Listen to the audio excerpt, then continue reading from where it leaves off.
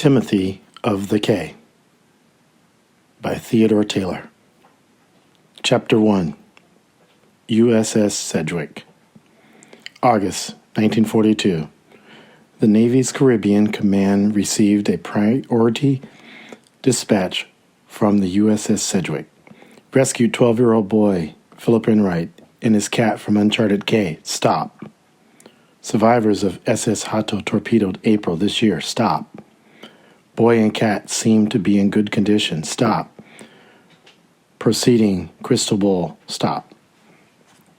The destroyer sped on toward Panama. She hummed and quivered along, pitching gently over the smooth sea, temporarily secured from hunting German U-boats. Down in sick bay, the ship's hospital, I sat on a cold metal stool while the doctor checked me out, took my temperature, looked in my mouth and ears, took my blood pressure. I told him I felt fine.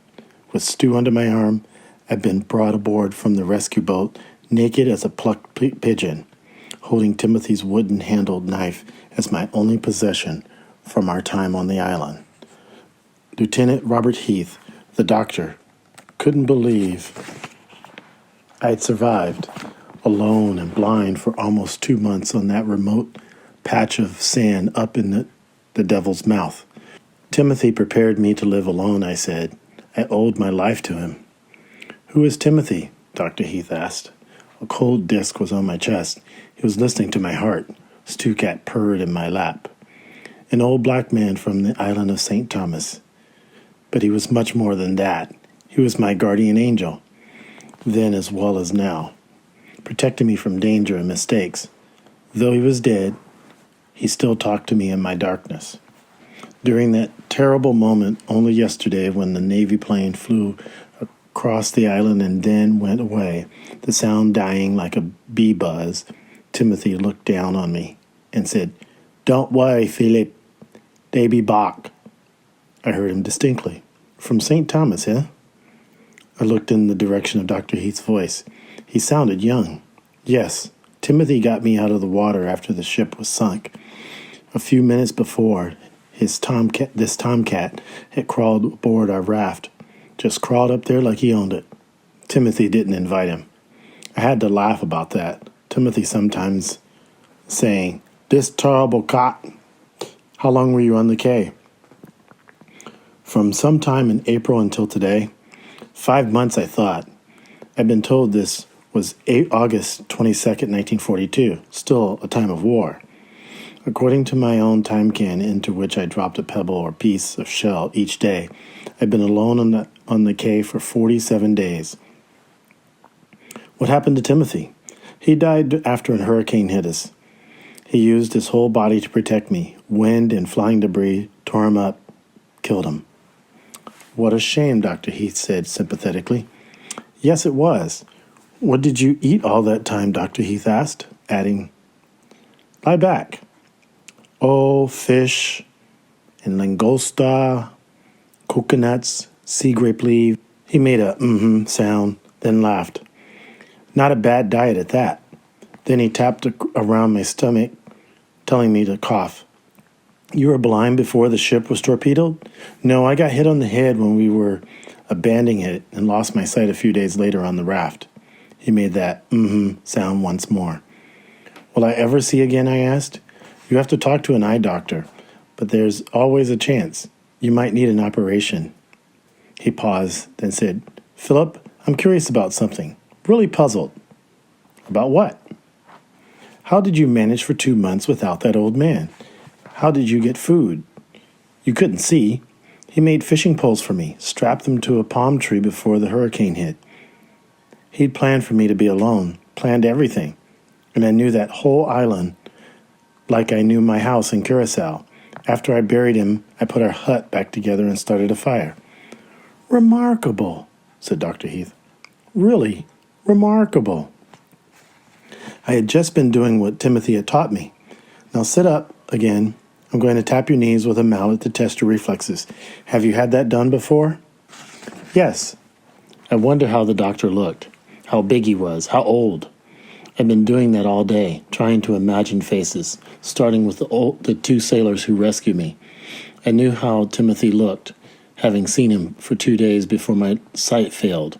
But now I had no way of telling age or looks except by voice. The doctor tapped between my knee joints, then said, "Well, that's it. You're as healthy as anyone on the ship, a lot healthier than some." Remarkable! I was lucky, I admitted. Now I ordered a bland diet for you to begin with. I'd already had a milkshake. Since your stomach probably won't be ready for hamburgers or steak. Oh, yes, it is, I thought. Yes, it is. If I never have another fish, it will be too soon. For a few days, so instead, things like rice and mashed potatoes and soup. Can I have gravy? Could I have every single thing that I've missed on the Cay? Everything. Macaroni and cheese, hot dogs, hamburgers, ice cream, candy. He chuckled. Yes, you can have gravy. Anything else? Candy? That was something I'd really missed. Sure, what kind? Hershey almond, Baby Ruth. I'll have the ship's store guy come in. And will you feed my cat? He's already been fed milk and rice. He was hungry. Anything else? I shook my head. No, thank you. Glad to have you aboard, he said, and departed. I think all the officers on that destroyer walked into the sickbay that afternoon, and half the ship's crew just to look at Stucat and me. Lieutenant Commander Nathaniel Murray, United States Navy commanding officer of the Sedgwick, came in first. He said, "You're one lucky boy. Do you know how far off we were off the beaten ship track?" "No, sir. I got a report from Naval Intelligence that a Nazi U-boat was refueling from a Nicaraguan ship back up in here. Otherwise, I wouldn't have come near those lousy waters. They're beautiful, but treacherous as a light fuse. Coral reefs all over the place. They'll take your bottom out like it was cut with scissors." "Where are we?" I asked.